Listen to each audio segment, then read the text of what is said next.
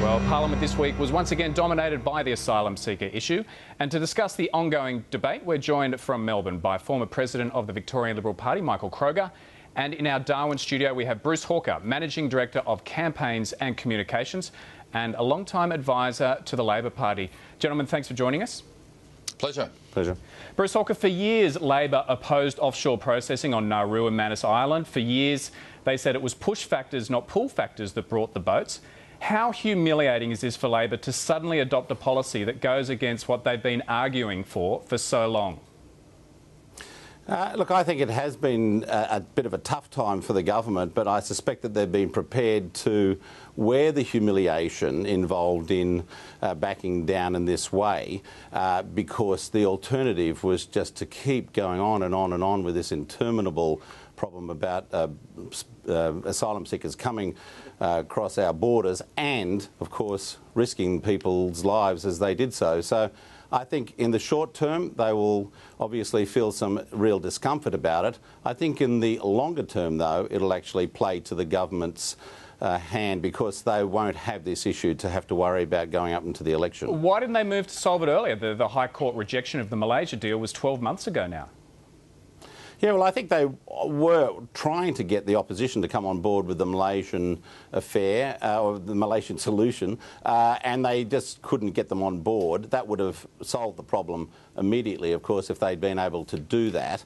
And I think appointing this expert committee, really gave them an opportunity to say, well, look, the experts have looked at it. It's chaired by an eminent Australian. He says that we should go down this path. It's not exactly what we would have wanted. We do want to have a regional solution which includes Malaysia, but it's better than having people perish at sea. And of course, it's a politically better outcome for the government going into the next election. Michael Kroger, was there too much unnecessary gloating from the coalition this week? As Dennis Shanahan put it in The Australian today, why agree to pass legislation in the national interest to then erode the effect of the legislation in a political interest? I don't accept that there was gloating. I just accept that what I saw in the Parliament was Liberal Party and National Party MPs reminding Gillard that these 4 years of indecision under her and Kevin Rudd have seen 600 or 700 deaths at sea, people drowned. These are people's fathers, mothers, husbands, wives, just people who have died at sea because of the utter incompetence of this government. And I think the coalition were basically wanting to remind the government that the deaths of these people, were caused by a set of policies which encouraged people smugglers to ply a disgusting trade which resulted in the deaths of these people. And it's not something that the coalition wanted to let Gillard forget overnight, nor should they. They certainly Nor didn't. should they. They certainly didn't. They had 44 coalition MPs queuing up to kick the government over amendments to the Migration Act that both sides voted for. Should have been more. Bruce Hawker, what are your thoughts on that? Well, I think it's rather curious, really, that Michael would take that view because the Malaysia solution was put up in May 2011. The High Court ruled against it in, I think, August 2011. And after that, the government asked the opposition on numerous occasions to come on board and support it. If they had come on board, we know that it would have stopped the people coming to Australia. And I think something like 338 people have died since October last year as a result of not having a Malaysian solution. So I don't think anyone from any of the parties can really say, I'm blameless in this. I don't think the Liberals can. They've exploited it since 2001.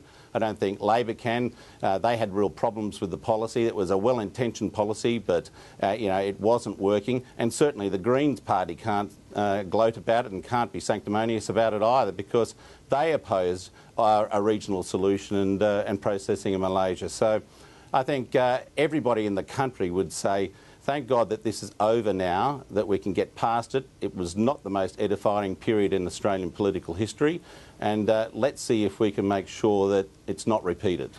Michael, do the changes this week have the potential to neutralise this issue for the government? Well, look, I think what will happen is that the boats will continue for a while, then they will slow. But basically, I think throughout Southeast Asia and into Eastern Europe, through Iran, Iraq, I mean, there's obviously a view that this Labor government is a soft touch, and it'll take some time for that to be assuaged. And of course, you've only got a third of the Howard government's policy. So, this is going to continue to be a problem for Australia internationally for some time to come. But you asked a question about the politics of it.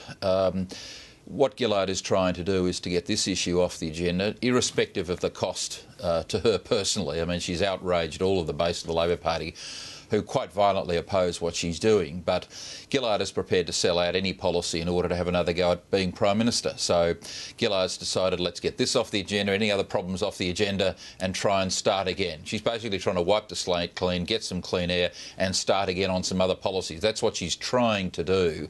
But it's a very reckless government. I've followed politics closely since the 1970s. I can't think of a more reckless government than the Rudd-Gillard government, whether it's pink bats, whether it's school halls, whether it's this policy, whether it's the carbon tax coming, whether it's the ETS under Rudd going, Gillard saying get rid of that. Now she says no carbon tax, carbon tax. I mean, no wonder all the chief executives meeting in Canberra this week were appalled at the performance of this government. So it's a very reckless government. I even think in the dying days of the Whitlam government, this mob are far more reckless than Gough Whitlam was in his last months.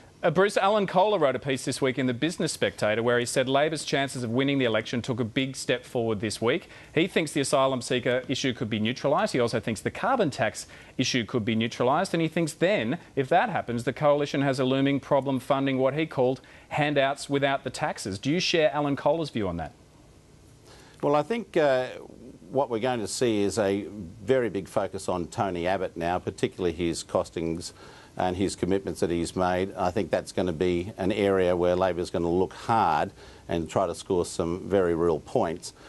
We've certainly had some success, I think, as a result of the asylum seekers issue going off the boil, and I don't think it'll last much longer. I think out of sight is out of mind. What about the carbon tax? Electorate.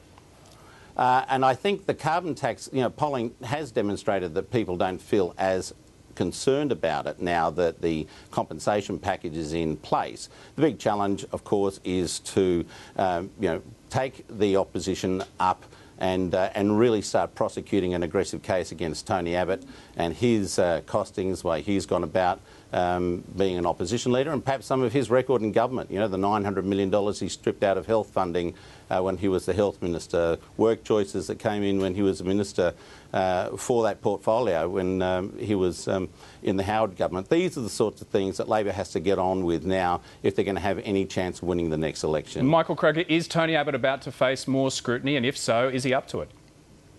Well, I think he's probably been the most scrutinised oppositional we've had for years. I mean, this nonsense going around that he's had a free ride.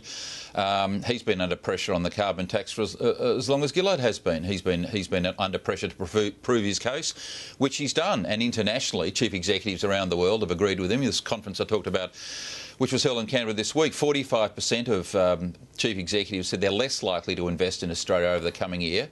Only 20% said they were more likely, and one of the principal reasons is the carbon tax. The other principal reason is the industrial relations furor. So Tony Abbott's been well scrutinised on these issues. The point that Bruce is making is, well, what about the detail of the policies? And, as we know in Australian politics, the detailed policies come within months and weeks of the election. There's nothing new there. Well, one policy that's been out there since the last election is the Coalition's direct action policy, which is their policy to reduce carbon emissions. Do you think that's been placed under much scrutiny?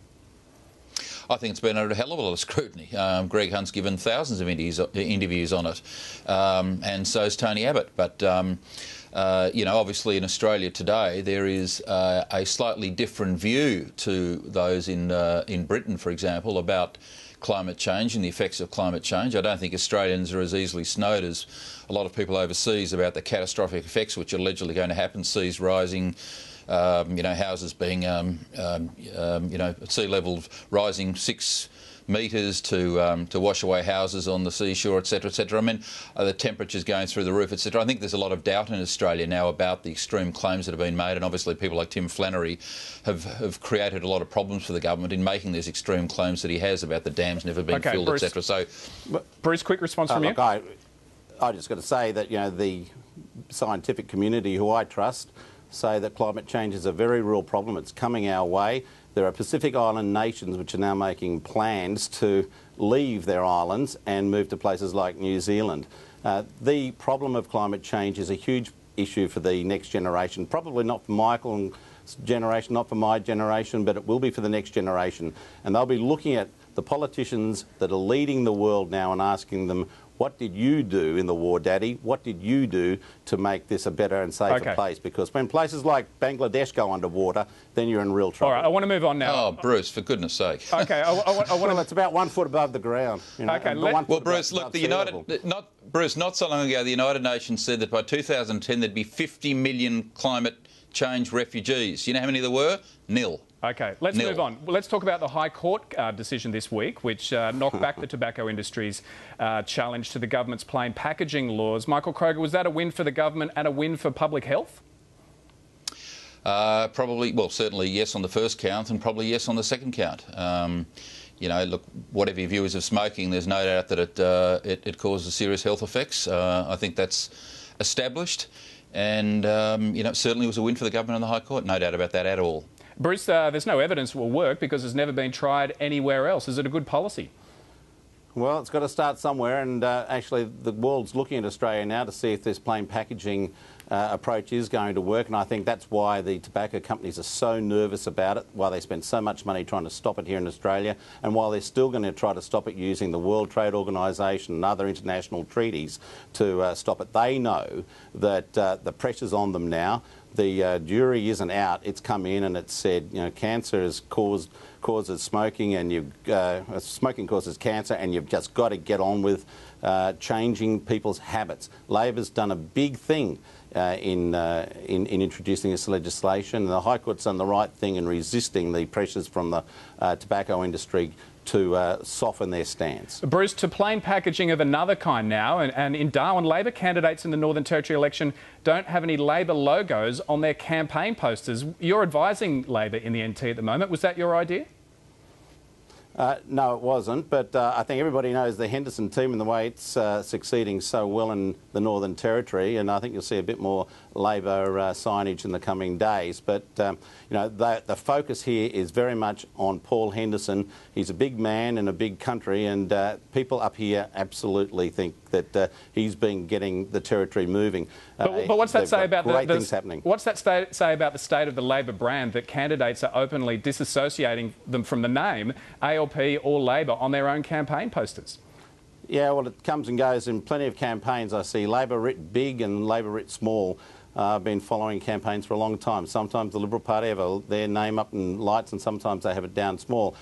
This is going to be a campaign which is built around a presidential approach. So the President of the Northern Territory right now is Paul Henderson, and we're emphasising him and the success that he's had in creating a real economic boom in the Northern Territory. It's got to be seen to be believed. It's amazing. Michael Kroger, in your years in the Liberal Party, have you used the small font when it came to the term Liberal on campaign posters? Yes, I've seen candidates, I've never agreed with it, but I've seen candidates front up with the invisible font, no Liberal mention at all. And I can assure you that it goes down very badly in the party, and it also goes down very badly in the electorate. As sure as anything, a political party that doesn't have their name on a poster, it means that party is on the way out. Obviously, people aren't mugs. You know, you put up a Liberal poster with a candidate without the word Liberal, well, people think, well, hello, why are they hiding it? And the same applies in the Northern Territory. As soon as you know that, these mugs are on the way out. Michael Kroger, Bruce Hawker, thanks very much for joining us tonight. Pleasure.